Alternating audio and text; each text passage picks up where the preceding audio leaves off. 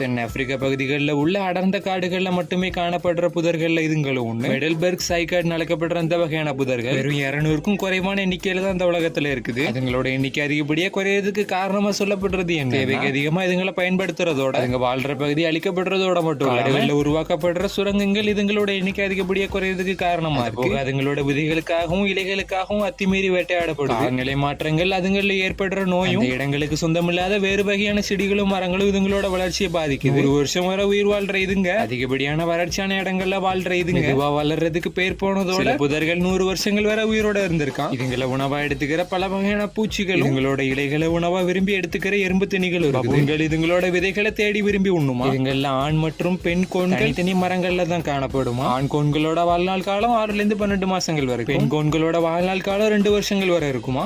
வெளிவர விதைகளானது 1 வருஷங்கள் வரை வளரும் தன்மை கொண்டிருக்குமா.